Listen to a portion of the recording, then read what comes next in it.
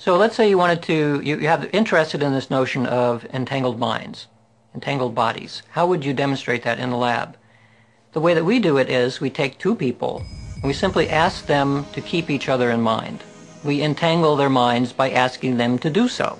Just keep each other in mind. It's the mental equivalent of a physics experiment where you're entangling people. Then you wire them both up physiologically. So you might measure the heart rate on both of them, brain waves, skin conductance. You measure what's happening physiologically.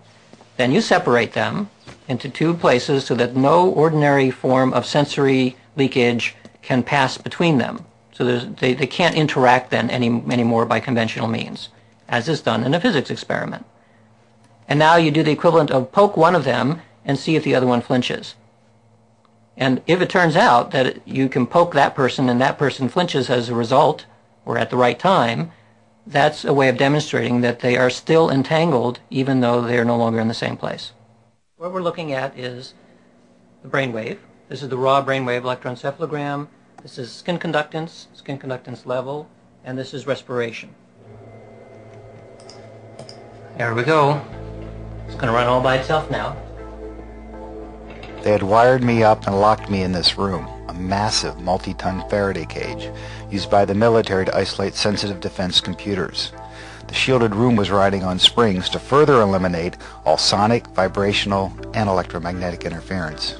Meanwhile, Mark sat in another room watching a monitor. When my picture flashed on, he was to focus on me. Computers collected our unconscious responses to see if somehow, some way, we were entangled. You can see when the sending occurs, there's a big arousal effect here.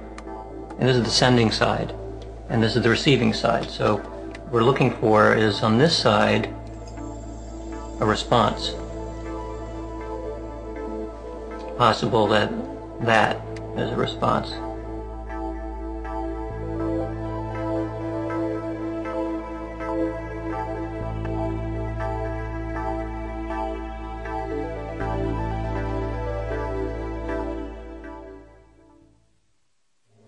I'm pulling the data from these computers into this one where I'll be able to do the analysis.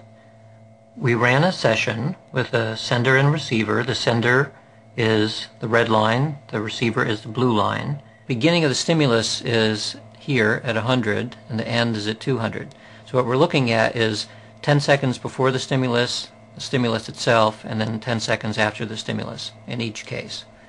So here we're finding the skin conductance relaxing and then meandering. The stimulus occurs and there's a big reaction in the sender, which is what we would expect. And what interestingly, here's the receiver relaxing, the stimulus occurs and suddenly starts relaxing a lot quicker and gets to the end of the period and stops relaxing. So this is somewhat unusual in that you wouldn't expect skin conductance to suddenly drop. But actually, I did an analysis to see whether this is a meaningful drop, and it turns out that it is. Significantly faster drop than you would expect by chance. So that's kind of unusual. So on average, I would say that looking at this one session with two people, it looks like the receiver is responding to what the sender was trying to do, to mentally connect. In a large-scale experiment, we would do many sessions like this. We might be doing 30 or 40 sessions like this and then combine all of the data together to see whether we're dealing with something which is true on average. But that's the result of this experiment.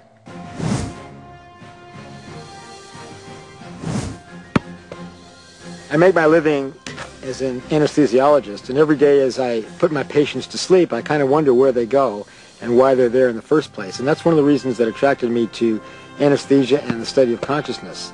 It's only in conscious experience that it seems that we move forward in time.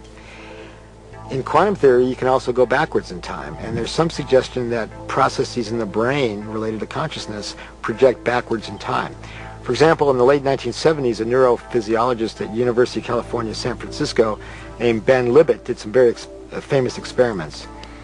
What Libet did was study patients who were having neurosurgery on their brains, with their brains exposed, while they were awake. They were given a local anesthetic to numb the area of the skull and scalp to access their brains. And they were awake and Ben would talk to these people. So for example, what he did was he would stimulate their little finger and look at the part of the sensory cortex on the opposite side that was related to that, record from it electrically, and ask the patient when he or she felt the stimulus on the little finger. And he would also stimulate at that particular area of cortex. Now what you would think would be that if you stimulate the little finger, it takes a finite period of time to get to the opposite side of the cortex, so the patient would report it a fraction of a second later after the stimulus. And when you stimulate it directly, the patient would report it immediately. He found just the opposite. When he stimulated the little finger, the patient felt it immediately, and when he stimulated directly in the cortex, there was a delay. After sorting through all the data and repeating this over and over, Libby came to the conclusion that somehow the brain was projecting information backwards in time, so that it did take a finite amount of time to get to the sensory cortex, but the brain projected it backwards in time so that the conscious perception was that the stimulus was felt when the pinch actually occurred.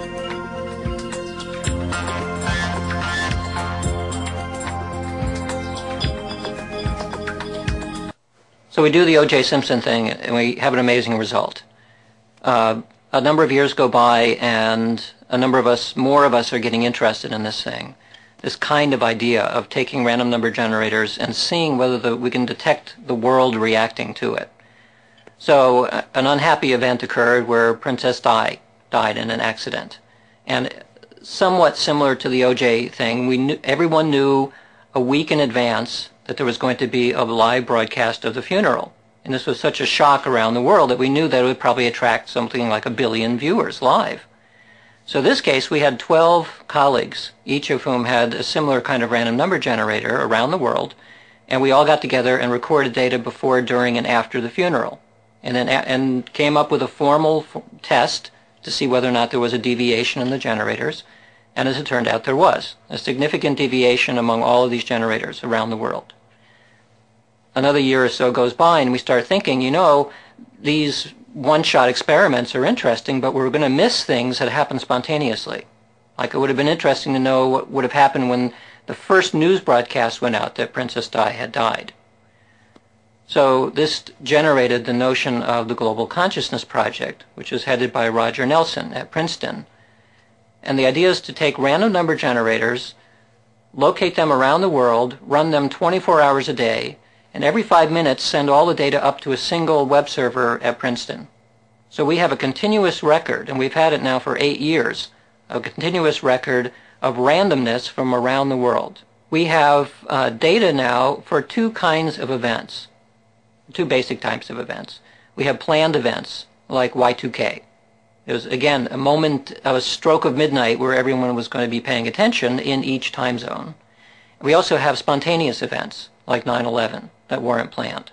But we're able to look at all of them now in terms of what happened to this randomness, this physical measure of randomness around the world, when a lot of minds suddenly became focused on something.